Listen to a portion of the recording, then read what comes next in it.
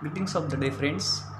तर मागील लेक्चरमध्ये आपण बघितलं इंट्रोडक्शन टू स्ट्रेस आणि स्ट्रेन. त्यामध्ये आपण बघितलं टाईप्स ऑफ स्ट्रेसेस आणि टाईप्स ऑफ स्ट्रेन, त्यांच्या डेफिनेशन्स आणि त्यांचे छोटे छोटे फॉर्म्युले होते ते.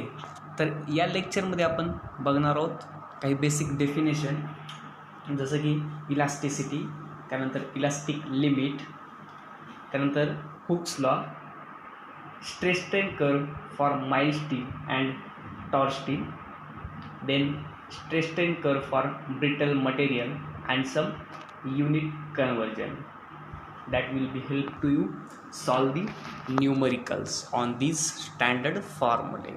So let's start from the definition of elasticity.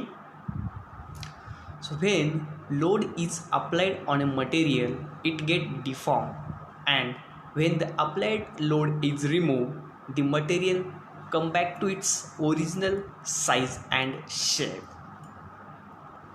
Hence, the elasticity is the property of material due to which it regain its original dimension after entirely removing the external applied load. म्हणजेच elasticity म्हणजे काय, तर ती एक मटेरियलची properties आहे, अशी properties की जो बॉडीजवरती जर आपण एक्सटर्नल लोड अप्लाय केला आणि त्या बॉडीचे जर डायमेन्शन्स किंवा साईज अँड शेपमध्ये चेंजेस झाला, तर तो लोड रिमूव्ह केल्यानंतर again that body come back to its original positions. म्हणजे त्या अगोदरच्या जे तिचे ओरिजिनल डायमेन्शन्स आहेत त्या डायमेन्शनला रिगेन करते ती. तर त्या प्रॉपर्टीला म्हणायचं आहेत इलास्टिसिटी, आणि त्या टाईप्स ऑफ बॉडीला म्हणायचं आहेत इलास्टिक बॉडी. जे की इलास्टिक बॉडीचे डेफिनेशन आपण ऑलरेडी बघितलेलीच आहे. म्हणजे इलास्टिक प्रॉपर्टी ज्या मटेरियलमध्ये असेल तर ती बॉडी इलास्टिक बॉडी असते. तर प्रत्येक मटेरियलमध्ये काही ना काहीतरी इलास्टिसिटी प्रॉपर्टीज असते. म्हणजे लगेच फुल्ली इलास्टिक बॉडी असते असं नाही, पण सम पर्सेंटेजमध्ये त्या मटेरियलमध्ये ती प्रॉपर्टी असते. Thus all material possess the property of elasticity. त्यानंतर elastic limit. A material remains in elastic condition only up to a certain limit of applied force. On increasing the applied force beyond this limit, the material loses the property of elasticity, and the normal stress produced up to the limit of elasticity is called as elastic limit. जसं की आत्ताच मी तुम्हाला सांगितलं की प्रत्येक मटेरियलमध्ये elastic properties असते, परंतु अप टू द सर्टन लिमिटपर्यंत. आणि ज्या लिमिटपर्यंत ती प्रॉपर्टीज तो मटेरियल गेन करतो किंवा ती मटेरियलमध्ये प्रॉपर्टीज असते इलास्टिसिटीची, तर त्या लिमिटला म्हणायचं आहे इलास्टिक लिमिट. ओके. त्यानंतर हुक्स लॉ.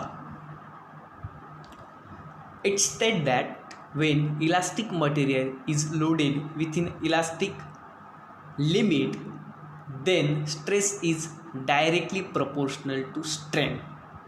तर हुक्स लॉ काय स्टेट करतोय की जेव्हा इलास्टिक मटेरियल हे त्याच्या इलास्टिक लिमिटमध्ये जर लोडिंग केलेलं असेल, त्यावरती लोड जर अप्लाय केलेला असेल विथिन इलास्टिक लिमिट, तर स्ट्रेस हा डायरेक्टली प्रपोर्शनल टू स्ट्रेन असतो. आपण जसं की बघितलं स्ट्रेस काय असतो, applied force upon cross sectional area, और it is the internal resistance per unit cross sectional area.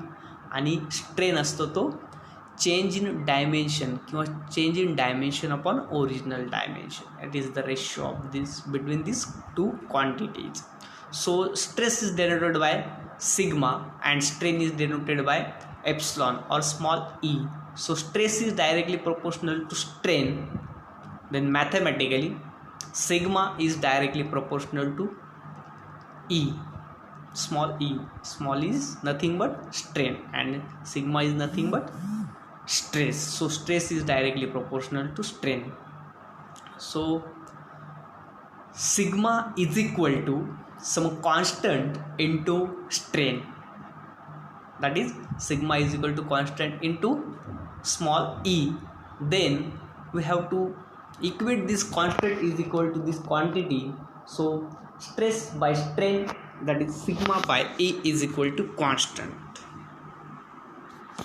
That is a Hooke's law. Then modulus of elasticity.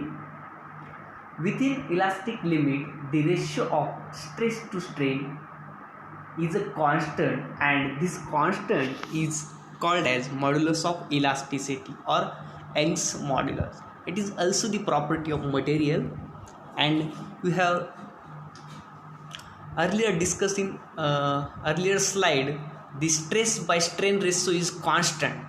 Sigma by E is equal to constant, and this constant is called as the modulus of elasticity, or it is also called as the Young's modulus or constant of proportionality. So it is denoted by letter capital E, modulus of elasticity.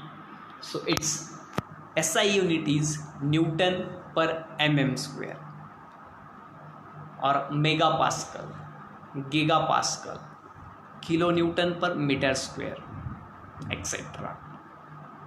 Then modulus of rigidity. The modulus of rigidity is the ratio of shear strain to the shear strain. It is the ratio of shear stress to the shear strain. Shear stress is denoted by letter tau and shear strain is denoted by phi. So modulus of rigidity is denoted by G, capital G or capital C or capital N. So we are considering capital G as modulus of rigidity. So capital G is equal to shear stress upon shear strain. So shear stress is tau upon shear strain is phi. So tau upon phi is modulus of rigidity. Then standard tensile test. The mechanical properties are generally determined from a standard tensile test, and this test consists of a gradually loading a standard specimen of material and noting the corresponding value of load and elongation until specimen fracture. The tensile test on specimen is generally conducted on universal testing machine. So this is the apparatus or setup that will be used in to finding out the mechanical properties of material. So in universal testing machine, in this we can apply the compressive load as well as tensile load, shearing load or point load. So in finding out the mechanical properties of material, we have to perform some set of tests on universal testing machine. So let us go through this universal testing machine setups. So here we can see the two setup is there. One is program setup and second is physical setups, and there is a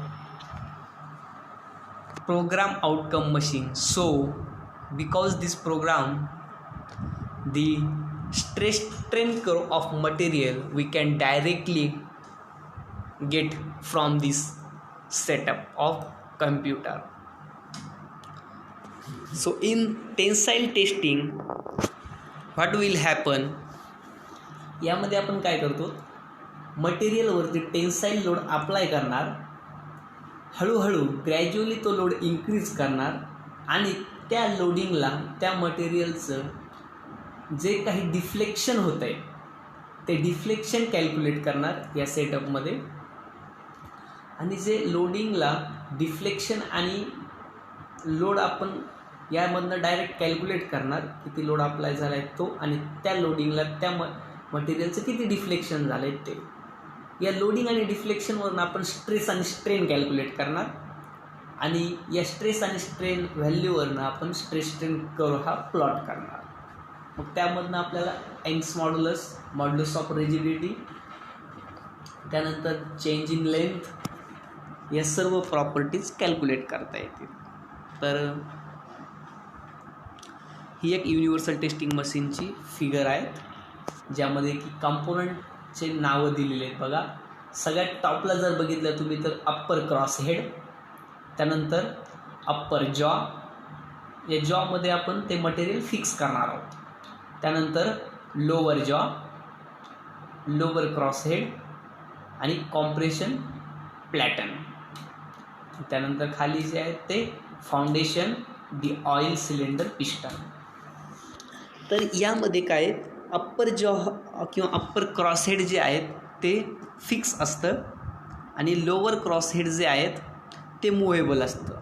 किंवा याला काही फिगरमध्ये किंवा बुकमध्ये तुम्ही जर बघितलं तर middle cross head असं म्हटलेलं आहेत. आणि जो कॉम्प्रेशन प्लॅटर्न आहे किंवा जे फाउंडेशन्स आहेत त्या फाउंडेशनला लोअर जॉ म्हटलेलं किंवा लोअर क्रॉस हेड म्हटलेले आहेत. आणि या मिडल क्रॉस हेड हा मूव्हेबल असतो. या फिगरमध्ये जर बघितलं तुम्ही, हा मिडल पोर्शन जो दिसतोय लोअर क्रॉस हेड तो मूव्हेबल असतो. जर आपल्याला टेन्साईल लोडिंग अप्लाय करायची असेल बारवरती, एखाद्या सर्क्युलर किंवा रेक्टँग्युलर बारवरती, तर आपण काय करणार, अप्पर जॉ आणि मिडल जॉ किंवा लोअर जॉ जो आहे त्या दोघांमध्ये तो बार फिक्स करणार आणि टेन्साईल लोडिंग अप्लाय करणार. तर या ठिकाणी लोडिंग अप्लाय केल्यानंतर मटेरियलवरती तुम्हाला मी आत्ताच जसं की सांगितलं, आपण यावरनं लोड आणि डिफ्लेक्शन भेटणार आपल्याला या टेन्साईल टेस्टिंगमध्ये.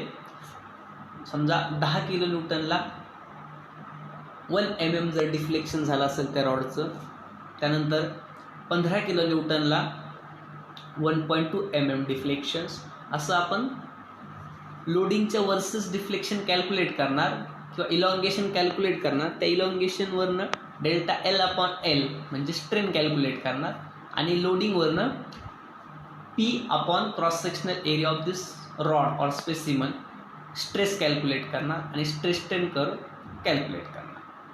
तर या ठिकाणी स्ट्रेस स्ट्रेन कर्व बघू शकता तुम्ही for ductile material that is mild steel साठी स्ट्रेस स्ट्रेन कर्व आहे. तर व्हर्टिकल वाय ॲक्सिसला स्ट्रेस डेनोट केलेली आहेत सिग्मा आणि हॉरिझॉन्टल एक्स ॲक्सिसला epsilon or small E strain denote केलेला आहेत. तर या ठिकाणी 0पासनं किंवा पॉईंट ओपासनं कर्व स्टार्ट झाला आहे. 0 to A जो पोर्शन्स आहे तो प्रपोर्शनल लिमिटचा पोर्शन आहे. म्हणजेच आपण जसं की हुक्स लॉ बघितला, stress is directly proportional to strain. जेव्हा असते तेव्हा काय असतो, Hooke's law is valley load, म्हणजे पोर्शन कर्वचा पोर्शन O to A पर्यंत एकदम स्ट्रेट लाईन लिनियर चाललेला आहे कर्व, म्हणजे stress is directly proportional to strain आहे. तर ज्या प्रपोर्शनेटने स्ट्रेस व्हॅरी होतो आहे त्याच प्रपोर्शनेटने स्ट्रेनसुद्धा व्हॅरी होतो आहे, लिनियर चालला आहे तिथपर्यंत. त्यानंतर A to B पॉईंट जर बघितला तुम्ही, स्लाइटली स्ट्रेस हा इन्क्रीज झाला आहे A to B पॉईंट, आणि तो पॉईंट असणार आहे तर आपला इलास्टिक लिमिटचा पॉईंट. म्हणजे या बी पॉईंटपर्यंत मटेरियलवरती कुठलाही लोड आपण अप्लाय केला तर तोपर्यंत ते मटेरियल पजेस करते इलास्टिक प्रॉपर्टीज. म्हणजेच त्यावरती जर लोड अप्लाय केला आणि लोड रिमूव्ह केला तर ते पुन्हा त्याच्या regain its original size and shape, elastic property possess करते. परंतु पॉईंट बी नंतर किंवा पॉईंट बी नंतर जर मटेरियलवरती जर लोडिंग अप्लाय केली तर ते पार्शियली प्लास्टिक स्टेजमध्ये जातं, म्हणजे परमनंट डिफॉर्मेशन होतं आहे त्याच्यात. It's does not regain its original size and shape up to the point B नंतर. तर एपर्यंत प्रपोर्शनल लिमिट, बीपर्यंत इलास्टिक लिमिट, सी आणि डी जे आहेत ते आहेत upper and lower yield point. त्यानंतर ई पॉईंट जो आहे तो अल्टिमेट स्ट्रेस किंवा मॅक्झिमम स्ट्रेस, आणि एफ पॉईंट जो आहे तो फ्रॅक्चर पॉईंट किंवा रप्चर पॉईंट्स. तर असा हा stress strain curve for mild steel आहे. तर आपण 1 बाय 1 पॉईंट बघूया त्याचे, म्हणजे ए पॉईंटला काय म्हणायचं आहे त्याचे डेफिनेशन्स काय आहेत, बी पॉईंटला काय म्हणायचं आहे त्याचे डेफिनेशन्स काय आहेत, अशा प्रत्येक पॉईंट्स बघूयात आपण for stress strain curve of mild steel. तर first, proportional limit. It is defined as the point at which the stress strain curve begins to deviate from the straight line. म्हणजे stress strain curve या point नंतर काय होतं, deviate व्हायला सुरू होतं. इथपर्यंत काय तर लिनियर येतो. That is point O to A is straight line which represent that stress is proportional to strain, and beyond the point A the curve slightly deviates from the straight line. त्यानंतर तो straight line जात नाही curve. त्यानंतर B, elastic limit. Even if the load increases beyond point A up to the point B, the material will regain its original shape and size when the load is remove.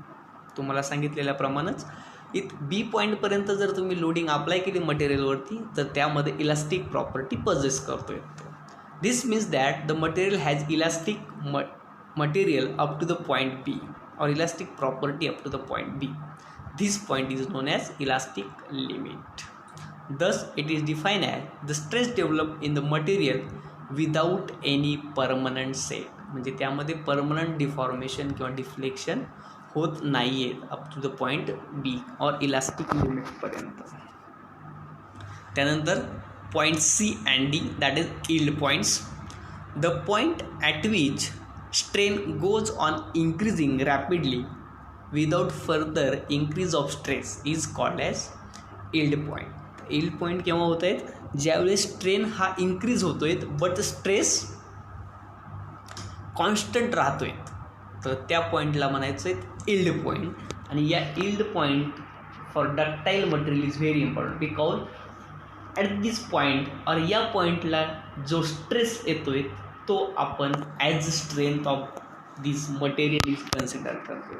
म्हणजे समजा जर mild steel जर असेल, mild स्टीलचा जसं की yield stress जो असतो तो किती असतो 250 न्यूटन पर mm² हा स्ट्रेस असतो त्याचा, आणि तोच आपण त्या मटेरियलची स्ट्रेंथ ही कन्सिडर करत असतो.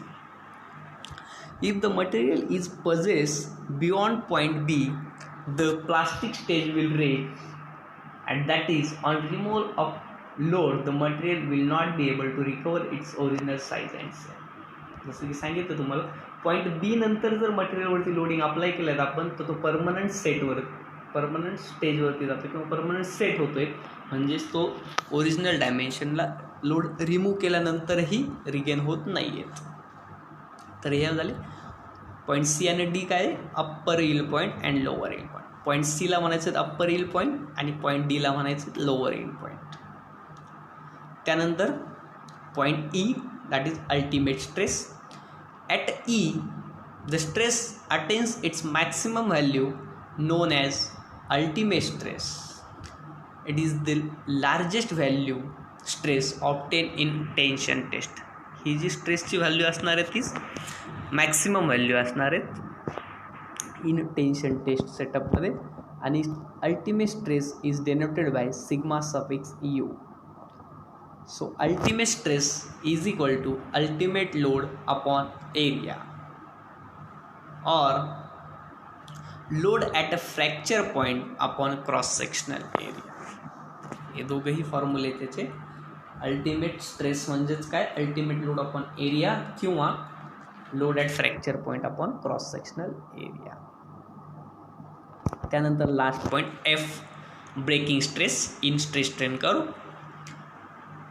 After the specimen has reach the ultimate stress, a neck form which decreases the cross sectional area of specimen as shown in figure, and the stress is therefore reduced until the specimen breaks away the point F, and the stress at F is called as breaking stress.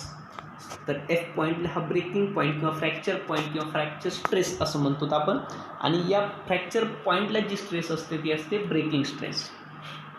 तर या पॉईंटला काय होते, जेव्हा ultimate stress material gain करतो, त्यानंतर ही जर आपण लोडिंग हळूहळू किंवा ग्रॅज्युअली इन्क्रीज केली तर मटेरियलचा क्रॉस सेक्शन्स हा नेक फॉर्म होतो, म्हणजेच क्रॉस सेक्शन हा कमी कमी होतो टेन्साईल लोडिंग अप्लाय केल्यामुळं, आणि तो कमी कमी होऊन एक असा पॉईंट येतो की मटेरियल ब्रेक होतं. तर त्या पॉईंटला म्हणायचं ब्रेकिंग स्ट्रेस पॉईंट, आणि त्या पॉईंटला जी स्ट्रेस असेल ती असेल तुमची ब्रेकिंग स्ट्रेस. तर आपण बघूयात नेक फॉर्मेशन म्हणजे काय. समजा हा सर्क्युलर रॉड आहेत आणि या रॉडवरती आपण टेन्साईल लोडिंग अप्लाय केली आहे, आणि due to this tensile loading the dimension will be changes, increase झालेत त्याचे डायमेन्शन्स बघू शकता तुम्ही.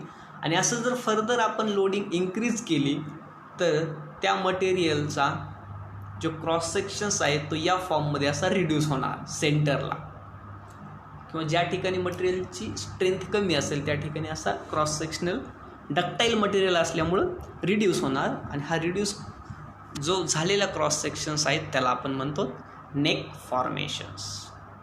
ओके, यानंतर बघूयात stress strain curve for torch steel.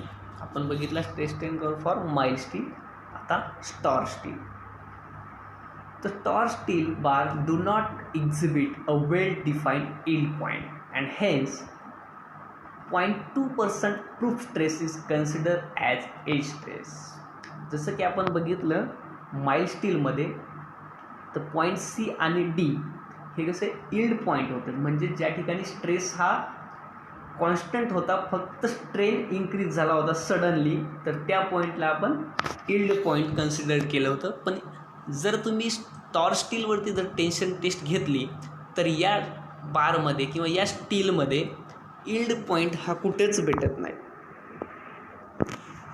तर त्यावेळेस काय करतो आपण, त्याची स्ट्रेंथ फाइंड आउट करण्यासाठी एक 0.2% प्रूफ स्ट्रेस, म्हणजेच बघूयात आपण ग्राफमध्ये काय करतोय, 0.2% स्ट्रेस कन्सिडर करतोय यील्ड स्ट्रेस, एवढं लक्षात ठेवा फक्त. Proof stress is the value of stress corresponding the point of intersection of stress strain curve and the line BC drawn from initial or residual strain of 0.002, that is 0.2% at B and parallel to the line OA which is tangent to the curve OC at the origin.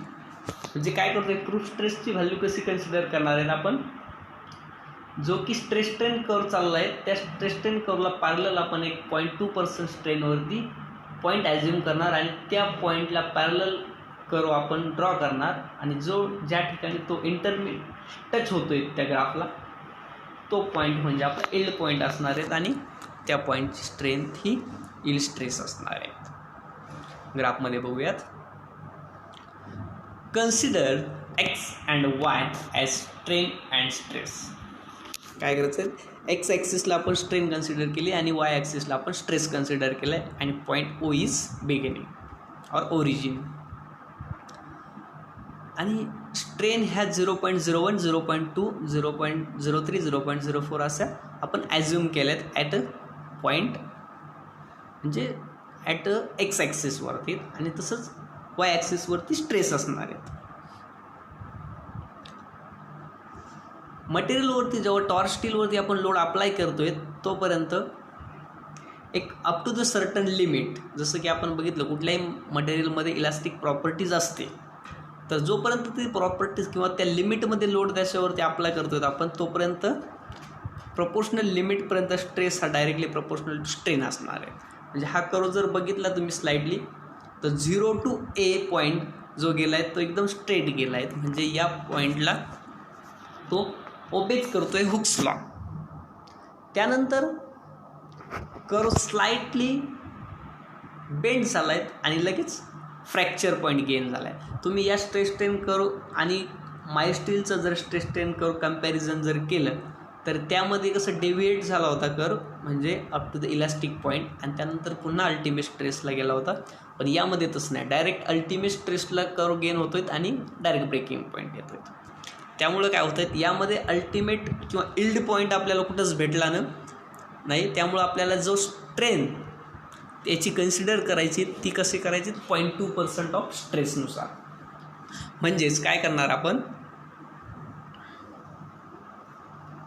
एक tangent draw करणार O to A लाईनला किंवा कर्वला आणि 0.2% ज्या ठिकाणी strain आहे म्हणजे 0.002 strain आहे तो टँजंट जो आहे तो पॅरलली 0.2% स्ट्रेनला आपण प्लेस करणार आणि ज्या ठिकाणी या कर्वला तो टच होतोय तो पॉईंट असणार आहेत आपला 0.2% ऑफ स्ट्रेस और 0.2% ऑफ प्रूफ स्ट्रेस.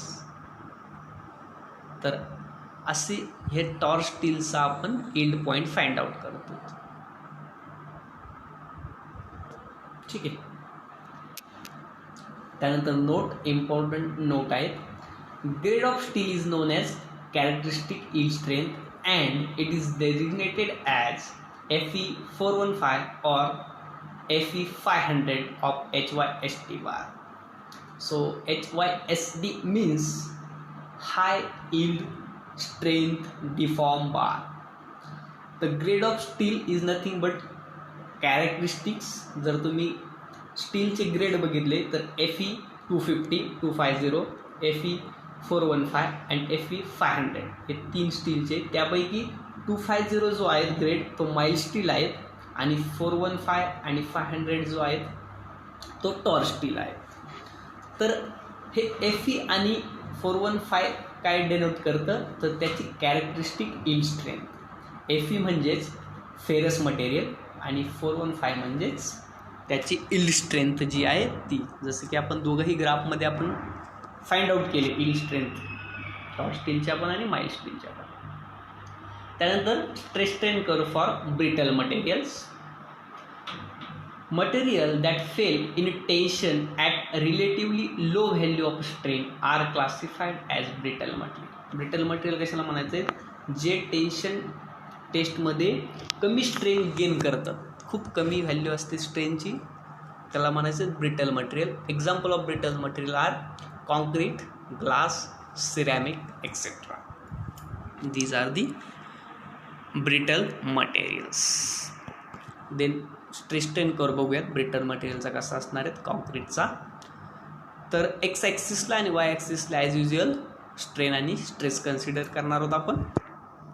त्यानंतर मटेरियलवरती जर आपण कॉम्प्रेसिव्ह लोड अप्लाय केला किंवा टेन्साईल लोड जर अप्लाय केला तर जो कर्व आहे तो सिमिलरली O to A हा स्ट्रेट जाणार, म्हणजेच अप टू द इलास्टिक लिमिटपर्यंत stress is directly proportional to strain असणार. त्यानंतर स्लाइटली बेंट होऊन लगेच फ्रॅक्चर पॉईंट येणार. तुम्ही जर बघितलं स्ट्रेनची व्हॅल्यू या ब्रिटल मटेरियलमध्ये खूप कमी येते आणि स्ट्रेसची व्हॅल्यू जास्त येते. म्हणजेच लोड जो आहे तो कॉम्प्रेसिव्ह लोड अप्लाय केल्यामुळं हे कॉम्प्रेशन मटेरियल असल्यामुळं यावरती लोड शेअरिंग कॅपॅसिटी जास्त असते. तर फ्रॅक्चर पॉईंट हा खूप लवकर या ब्रिटल मटेरियलचा येत असतो. तर जो फ्रॅक्चर पॉईंट आला आहे ती झाली फ्रॅक्चर स्ट्रेस किंवा ब्रेकिंग स्ट्रेस आणि ए जो पॉईंट आहे तो प्रपोर्शनल लिमिट आपला. त्यानंतर पॉईंट वाईज बघूयात. ए काय असणार आहे तर proportional limit from O to A. जसं की आपण माइल्ड स्टील किंवा टॉर्च स्टीलमध्ये बघितलं तर same O to A is straight line which represent that stress is directly proportional to strain and beyond point A the curve slightly deviates the straight line. आणि B जो point आहे तो fracture point आहे किंवा fracture stress. The material fails with only little elongation after the proportional limit exceeded the fracture stress at a point B is same as ultimate stress. Ultimate stress आणि fracture stress ही same असते in brittle मटेरियल्समध्ये. त्यानंतर factor of safety. It is define as the ratio of maximum stress to working stress. So factor of safety is maximum stress to working stress. So in case of ductile material म्हणजेच mild steel तर factor of safety काय असणार आहे yield stress upon working stress. Ductile मटेरियलमध्ये आपण maximum stress ही yield stress consider करत असतो. तर त्यासाठी फॅक्टर ऑफ सेफ्टी काय असणार आहे, yield stress upon working stress. आणि ब्रिटल मटेरियल जो असतो त्यामध्ये आपण अल्टिमेट स्ट्रेस कन्सिडर करत असतो, म्हणजेच फ्रॅक्चर स्ट्रेस. तर त्यामध्ये फॅक्टर ऑफ सेफ्टी असणार आहे ultimate stress upon working stress. त्यानंतर युनिट कन्वर्जन बघूयात. तर pascal, 1 pascal is equal to 1 newton per metre square. Then 1 kilo pascal is equal to 10 to the power 3 newton per metre square और 10 to the power 3 pascals. Then 1 megapascal is equal to 10 to the power 6 Newton per meter square or 1 Newton per mm square. So megapascal is equal to Newton per mm square. Then 1 gigapascal is equal to 10 to the power 9 Newton per meter square or 10 to the power 3 Newton per mm square. So these are the unit conversion which are helpful to solving the problem from stress strain curve. So okay, thank you very much.